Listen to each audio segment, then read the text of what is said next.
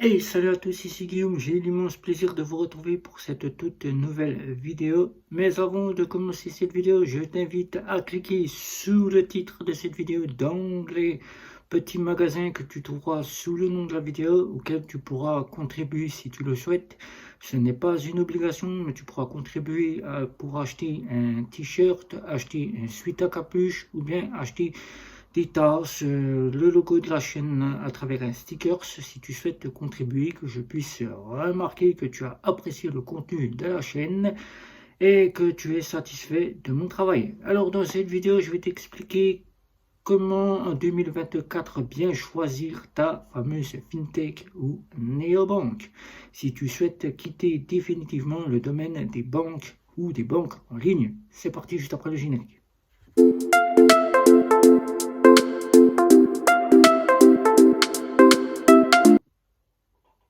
2024, pour toi, c'est le changement radical. Tu ne souhaites plus être dans une banque traditionnelle classique. Tu ne souhaites pas les banques en ligne car tu ne trouves pas ton bonheur. Tu n'as pas l'obtention d'une carte Visa à débit différé. Tu ne peux pas, peut-être car tu es interdit bancaire. Alors tu te retournes vers les néobanques et les fintech.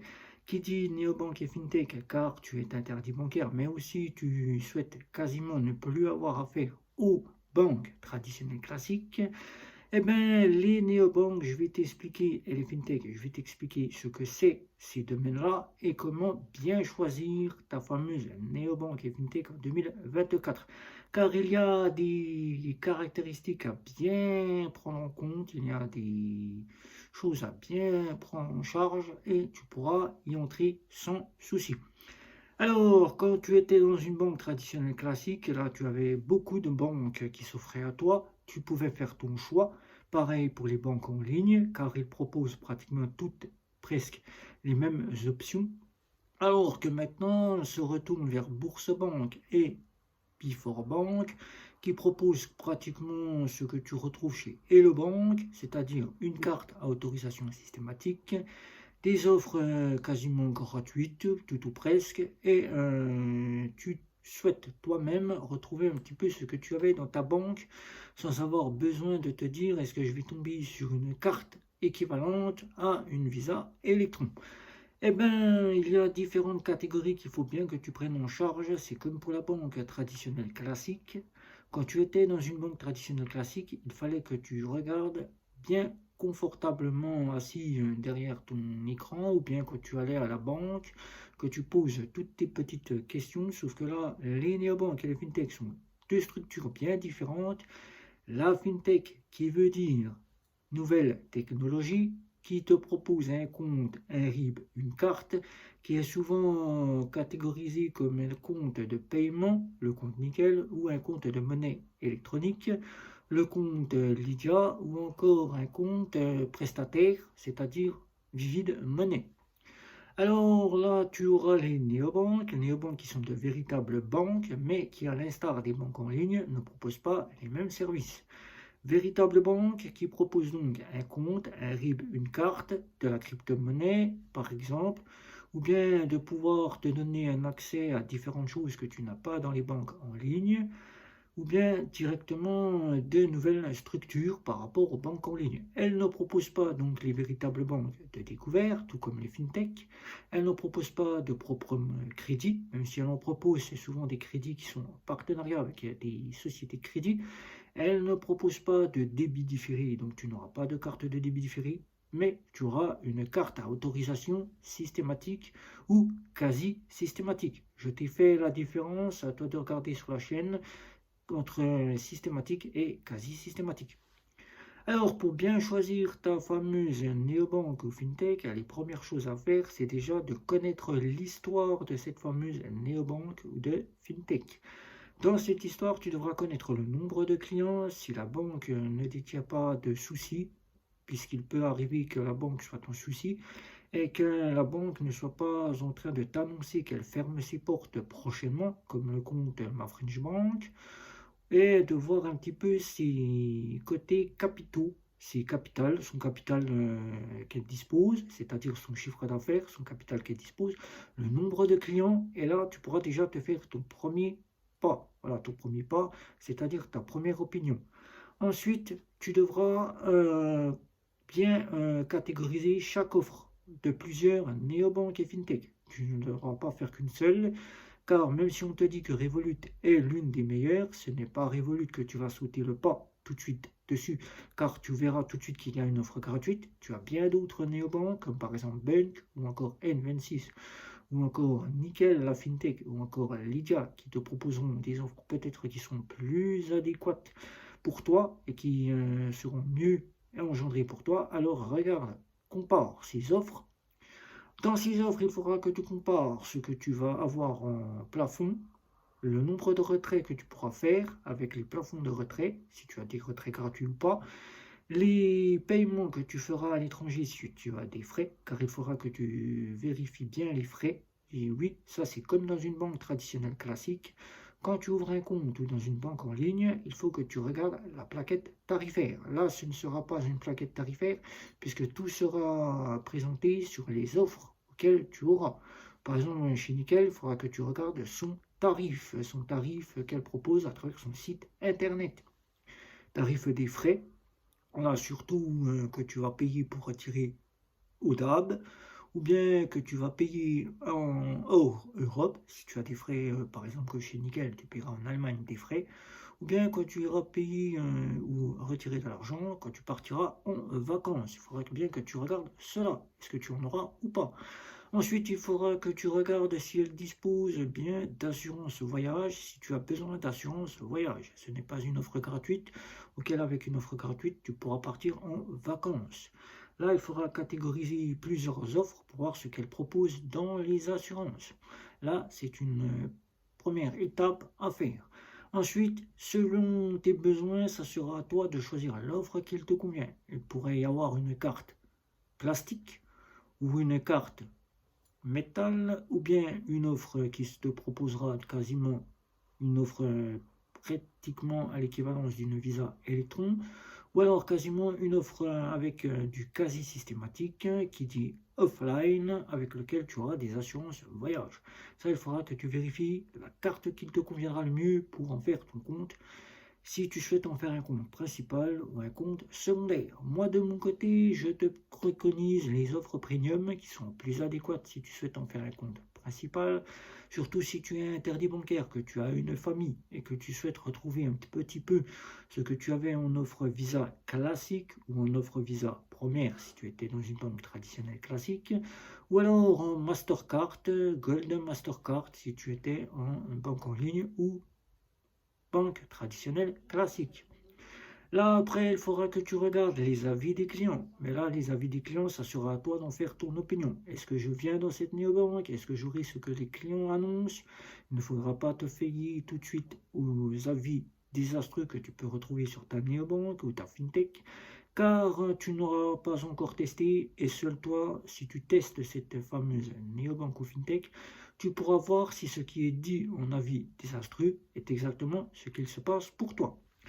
Là viendra le côté dès que tu auras ouvert ton compte qui s'ouvre en 5 à 10 minutes, plus rapide qu'une banque, qui ne gendera pas de grosses paperasses, puisque souvent il te faudra une carte d'identité et un justificatif de domicile. Ensuite, la carte, tu la reçois en 5 à 10 jours chez toi. Il faudra que tu vérifies tout simplement, une fois que tu as fait cela, que tout est fonctionnel, que tu peux avoir déjà la carte virtuelle pour Apple Pay et Google Pay. Si ce n'est pas le cas, attends ta carte bancaire. Tu enregistres ta carte bancaire et tu pourras enfin utiliser ton compte pleinement. Là encore, les avis désastreux te diront: j'ai versé 25 000 euros, 30 000 euros, je me suis fait bloquer mon compte. Là, c'est une première chose. Les néobanques et les fintechs sont très pointilleux sur la sécurité, très pointilleux sur ce que tu fais avec ce compte, puisque c'est plus restrictif qu'une banque traditionnelle classique. Ne dépose pas des sommes qui ne correspondraient pas à ce que la néobanque et la fintech pourraient, dans leurs conditions générales, te faire comprendre. Des sommes auxquelles tu devras justifier, si par exemple tu reçois un héritage ou bien tu fais une vente de ta voiture, que la personne te fait un virement, il faudra justifier que c'est bien une personne qui te fait ce virement, que c'est bien un héritage que tu reçois, pour ne pas avoir ton compte bloqué et demande de justification. C'est pour cela que les petits messages que tu retrouves souvent, je me suis fait bloquer avec 25 000 euros, 30 000 euros, c'est des petites personnes qui sont venues avec des sommes d'argent auxquelles la fameuse néobanque et la fameuse fintech ne connaissent pas la provenance de ces fonds, souvent des fonds de comptes étrangers, souvent des comptes frauduleux auxquels l'argent n'existe pas et ces personnes font passer cela en trafiquant, en fraudant et en faisant venir de l'argent. Et là, c'est la fameuse fintech et néobanque qui se pose la question. Alors, si tu respectes bien que tu ne fais pas de virement frauduleux, là, tout se passera bien pour toi et tu pourras y rester aussi longtemps que tu le souhaites. Là encore, la carte bancaire, ne pas l'utiliser à des fins de choses illégaux, c'est-à-dire des jeux, paris sportifs. Souvent, même si les néobanques et les fintechs t'autorisent à faire du pari sportif, ne les utilise pas que du pari sportif ou des jeux. Là, les néobanques pourraient te demander de justifier et bloquer ton compte et dire adios à ton compte. Là encore, une chose est sûre, ne fais pas de virements intempestifs. N'utilise pas ton compte uniquement que pour des virements. Ce n'est pas fait pour cela. Ils le préconisent très bien dans leurs conditions générales. Ce compte est fait pour que tu puisses l'utiliser dans la vie quotidienne.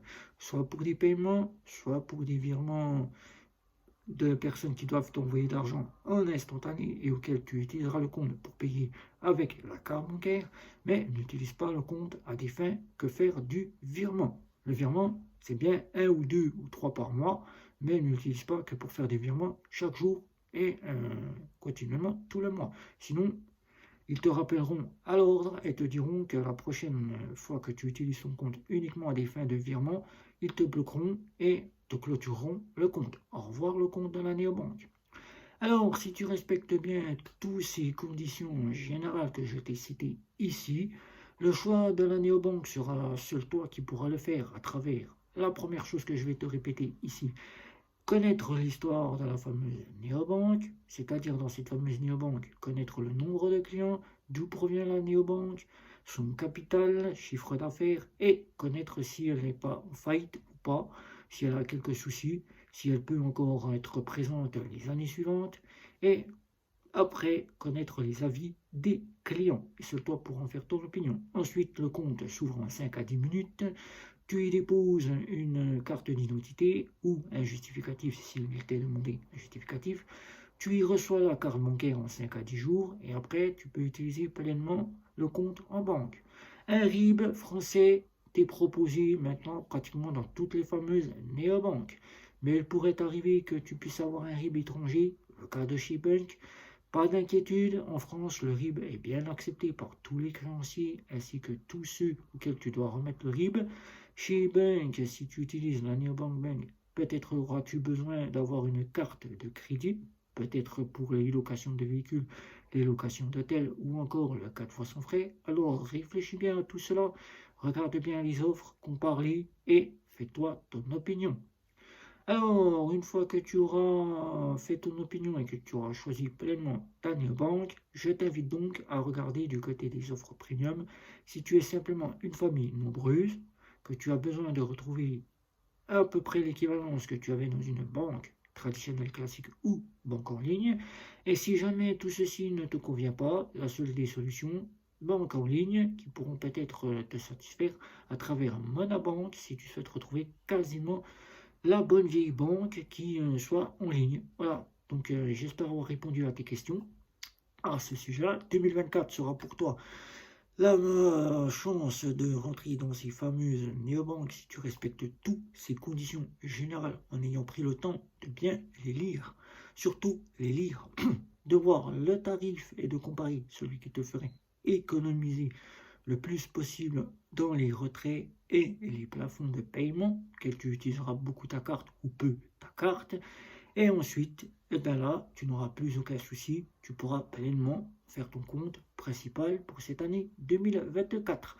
Alors dans celle que moi je pourrais te conseiller, si tu me poses la question, comme tu le fais assez souvent, je te conseillerais le fameux compte Nickel pour la fameuse FinTech, qui si tu n'as pas besoin de beaucoup d'options, le compte Nickel sera suffisant pour que tu puisses en faire un compte de paiement.